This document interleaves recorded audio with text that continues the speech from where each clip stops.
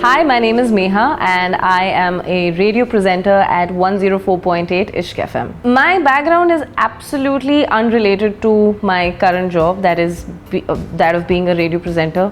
I did the usual grind of doing a BCom honors because that was the right thing to do. And I got a job from there, did that for 3 years, thought market research is the end all and be all of my life. And it was fascinating to begin with. And then I went on to do a job in market research at a company called AC Nielsen. बहुत खुश थी मैं. I didn't feel the need to stir away from that job at all. Magar at some point of time it got extremely monotonous, and I thought I'll take a break and then do the next right thing to do, which is prepare for an MBA. Got myself through just about a decent college, and then by the time I got into it, I had worked so hard in my life that I was like, अब तो 2 साल करेंगे हम ऐश. And that's exactly what I've done for the 2 years in an MBA college. By the end of it, when companies came for placements, I just wanted to make sure that I'm getting through the best college. And weirdly, what worked in my favor was the gift of the gab. I talked my way through a fantastic group discussion. I moderated the group discussion even when it was going nowhere. And I gave a great interview. So all that was working in my favor were my conversational skills. The little did I know that a corporate job is a little bit more than just conversational skills. So I finally got myself into a paints company called Asian Paints, which was a job, which was a placement from the college itself.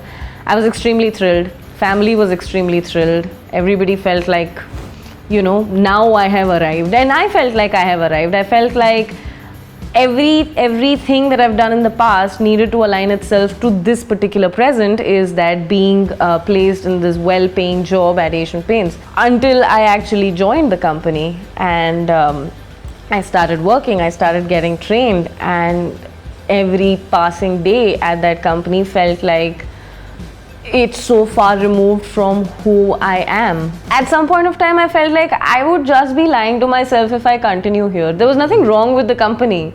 There was nothing wrong with the people. It's just that I didn't fit into that world at all. And that fact I could not escape from.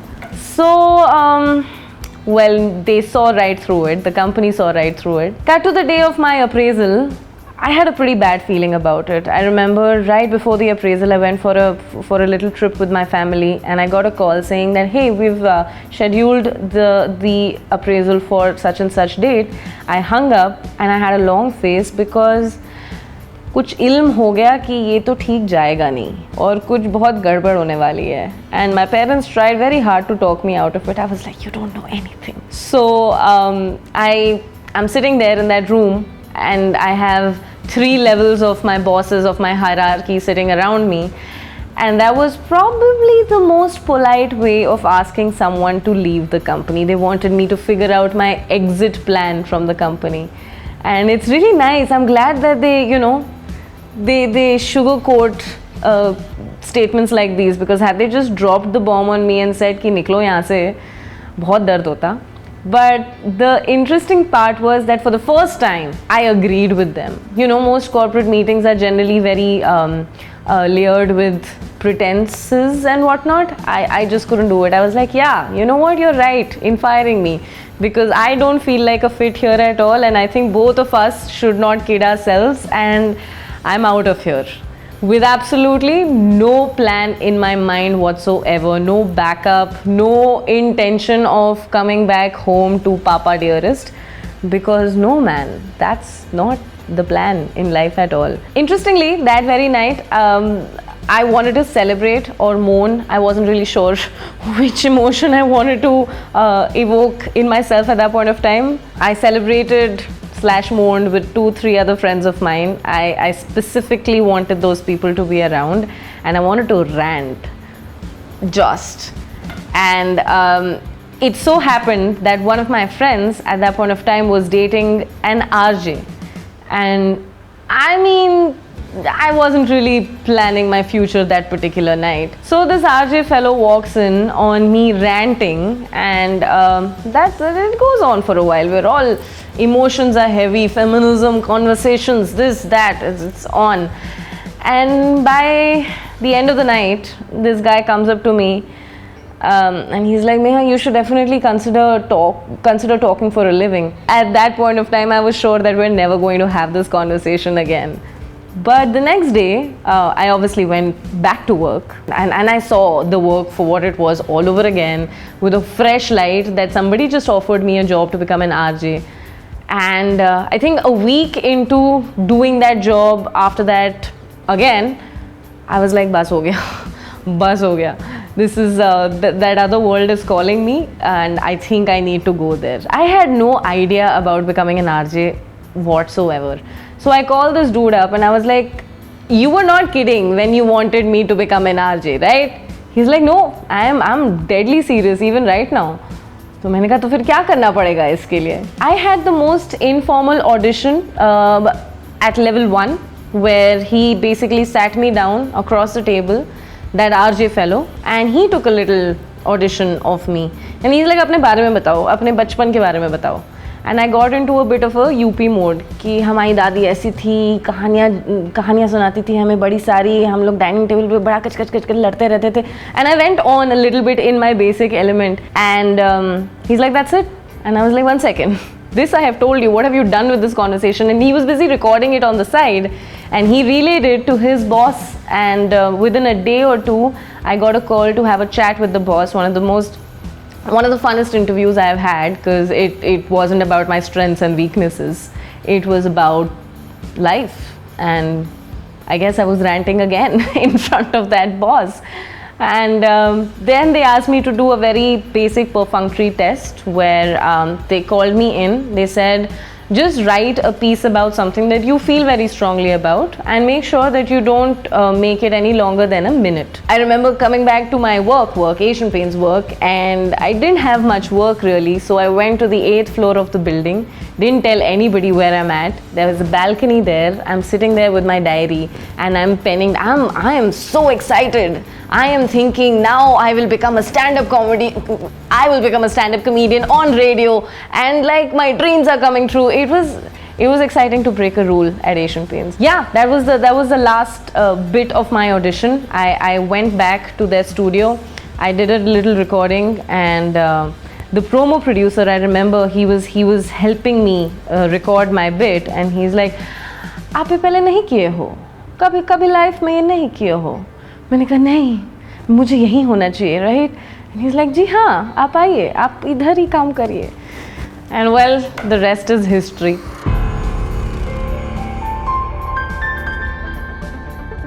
There are some things that you have to keep in mind to become an RJ, or to continue being a great RJ. One is that you have to learn how to modulate your voice, because that's your biggest tool on air. The only way to convey an emotion is through the range of your voice.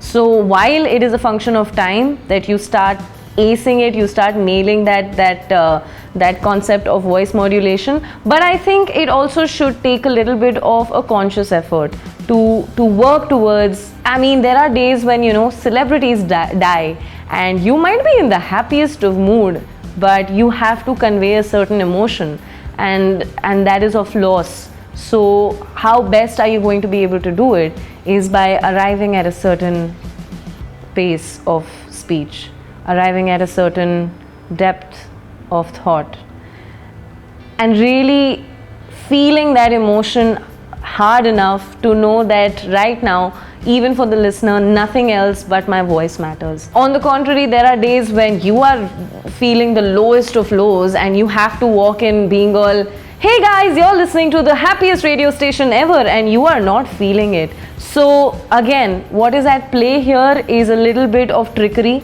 that you're making your mind do, and the way you project it is through your voice modulation. The other requirement is being aware at all points in time about the topical events, the social events, the cultural events, political you should be aware, but that's not something that you make commentary on private radio stations. But the key is to just be aware, because the problem with not being aware is that if you're only working on a one-sided story, and if you're always blinded by your opinions, it is going to reflect in the way you talk. So that's the other thing to keep in mind. Thirdly, shows are different from one another. They're different. The nature of shows are very different. So a morning show is going to be very informative. You're going to be talking about शहर में क्या चल रहा है, कौन सी गाड़ी कहाँ बंद हो गई, कौन सा लोकल ट्रेन यहाँ बंद हो गया, कहाँ एक्सीडेंट हुआ, कहाँ कुछ अचीवमेंट हुआ. It's very on. You're on all the time. So it takes a certain different kind of orientation to host a show like that. By the time it's say 9 o'clock, by the time it's night time, people have come back home, people are indoors. You have to modulate your voice to because there are days when you're not even recording the show at 9 o'clock. You're recording the show at 5 o'clock in the evening or 10 o'clock in the morning for a night band. So I am sitting and talking not like, hey guys, what's up? I'm like, और आप सुन रहे हैं आज का रात का show 104.8 इश्क FM पे. So there is a certain mental calculation that it takes to do shows like these. So when it comes to different kinds of shows, when it comes to the night band, supposing I'm doing a show which is heavily music based, I interview artists, I get them to talk about their journey, their music. So right now I don't necessarily have to be aware of the social political issues. I need to be more aware of their work, their body of work. So you would think that all RJs are acing the music scene. No, you have to then do your homework when it comes to the music end of it, so that you can cater to that show type. The most important thing to be a great RJ is the economy of words. How much can you convey in how little time? That is the most important, because you can go on ranting like I am right now, rambling away to glory about a particular point, but you will lose the audience's attention. So you have to keep in mind what is the best way to formulate my thought and project it, that it conveys the emotion, it conveys the information, and it also entertains and engages you at the same time. So to achieve a combination of all these 3-4, I think then you're hitting jackpot. And if you can do this consistently on the daily, without dropping a single day and being like, आज preparation करने का मन नहीं कर रहा, तो I mean, you'll know what becomes of your popularity then.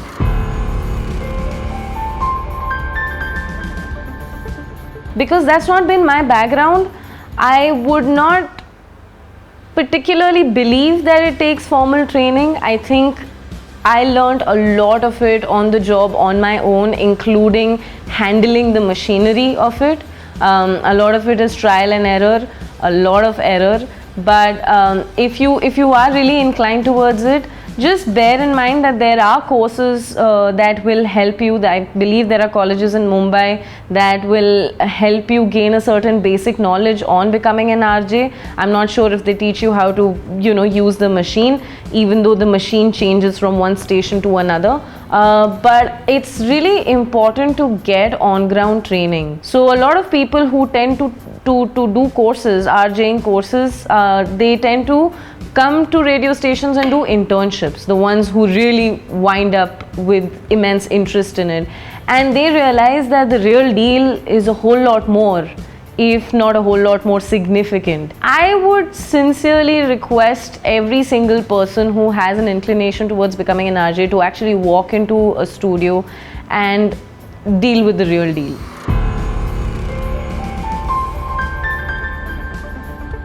A day in the life of an RJ pre-COVID and post-COVID is extremely different.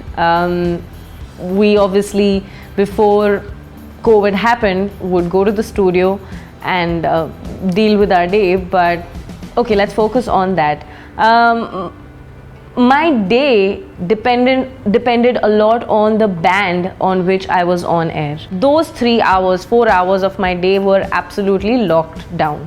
I had to plan my entire day around those 3 hours that I would be on air, which was a great thing when I would host the 7 to 11. So my day would start at about 5:45, 6. I would be groggy as hell, but there is something about the energy of being up at 7 and the fader going up and you're live. You're live in more ways than one. You're suddenly so aware of your own voice because you can hear it on your headphones, that there is an instant awakening, quite literally, that happens, and that lasts you for 4 hours till the show ends. So after 11 o'clock, I have my breakfast, and then I start prepping for the days to come. There are days when, and right now I'm not even accounting for the social media angle of it. As an RJ, today you have to split your time between being on air and being online. But if you can marry these two somehow, then you've hit jackpot. Some of us struggle still, but yeah, you should ideally, once you're done with your show, you can sit down to planning for the coming week, or you could just sit and plan for what you want to do online. And then that is typically followed up with a bunch of interviews that are lined up throughout the day, कि आपको इस author से मिलना है, आपको यहाँ कोई event host करना है. So on a good day, all you're doing is, actually on a certain kind of day, all you're doing is your show, and on a crazy busy day, you are doing all of these things back to back. Post-COVID though, suddenly things took a turn, and it was the hardest thing to process, that hey, I don't get to walk into a studio to do what I do, because an RJ's life goes hand in hand with his or her headphones and her console, and none of that was suddenly available to us. So we had to evoke the same emotion sitting in remote corners of the country and bringing a show alive and together. So while I wouldn't really want to get into the routine per se, I think right now, not so much the challenge, but for all of us, the task is to sit in our respective homes, create a sound, literally a sound environment where my voice is not getting corrupted by external noises, and I record, I package and edit the bits that I have to speak, and then I send it out.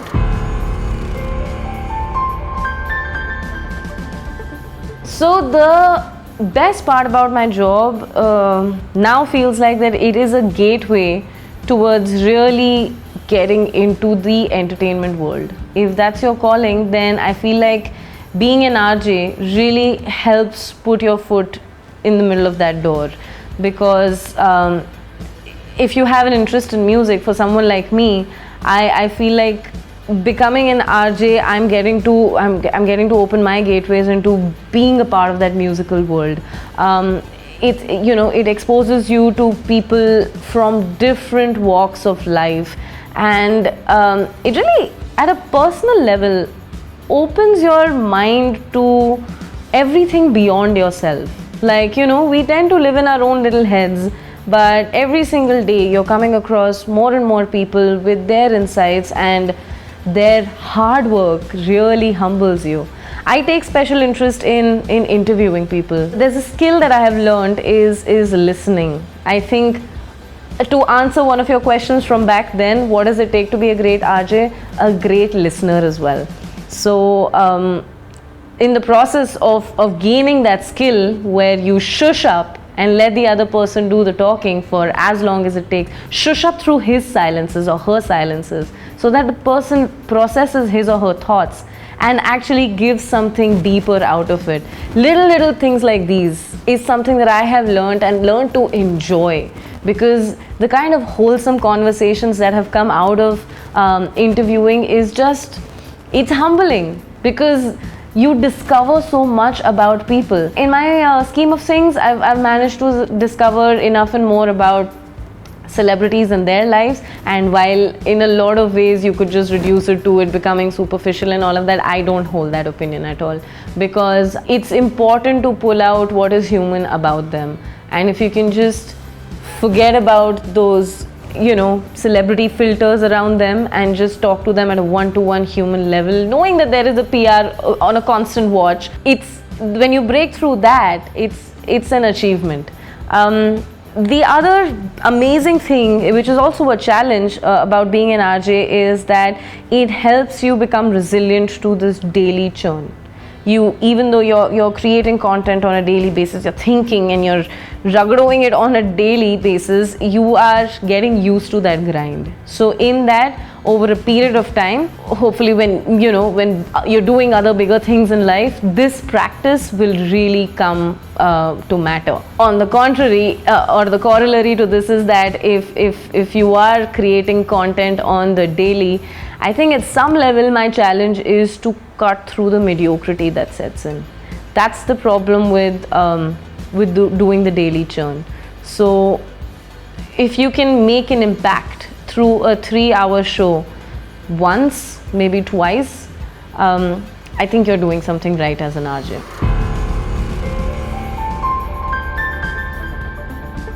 So when it comes to finances, it's hard to pin a figure to it. It's not like your usual corporate job where people have pay packages and it's very college dependent. It really depends on how famous you get sometimes, because typically RJs don't start at the age I did. I went on to do my masters and then did this profession, but a lot of kids in college, they tend to finish that. They typically want to become actors and singers and whatnot, and like I said, RJing is a bit of a gateway into all those professions. Case in point is Ayushmann Khurrana. So a lot of kids start right out of college and therefore don't really get a great pay to begin with. Not that they're looking for it, but I will also off the bat say that if money is your motive in life, then maybe this isn't the profession for you. But if time is on your side, then maybe you'll get famous and the pay will also increase. It also varies from city to city, but again, it mostly varies from person to person. How much experience the person has in the world of RJing, how famous that person is in the world of RJing, how much you are contributing to the workplace. So a lot of RJs also act as producers to other RJs, more senior RJs. So you could be doing a very small time band in some hour of the day, say 12 se 3 at night, but you could also be producing the show for a senior RJ during the day. You could also be the guy giving a lot of voiceovers at work as well. So all of that adds up, and therefore you command a certain salary and not. Again, it changes. It really varies from person to person. But an RJ has various sources of income. Over a period of time, that person exposes himself or herself into outside gigs like voiceover gigs, where you could be giving your voices for various ads, various digital films. Anything and everything under the sun these days requires voice. Even the lady on the phone who says ki the number you're trying to call is currently unavailable. If you are a dash and dash number, you can now leave a voice. This is the kind of bit that you can do and you get paid for it. It's that bit is pretty lucrative, if you ask me. If you put a lot of time and energy into being a voiceover artist, the sky is the limit with the kind of gigs that you can get. I will also cite an example of one of my friends who went on to dub Sushant's voice in Dil Bechara, and nobody really saw. He never saw that gig coming, but the art and the craft of voice modulation can really land you the most fascinating gigs. Other than that, you can host shows, which in the times of COVID maybe is a task, but make no mistake, a lot of people are hosting shows online as well over Zoom calls. So the trick is to just split your day and make sure that you're doing bits of everything, and you'll get a good moolah coming home.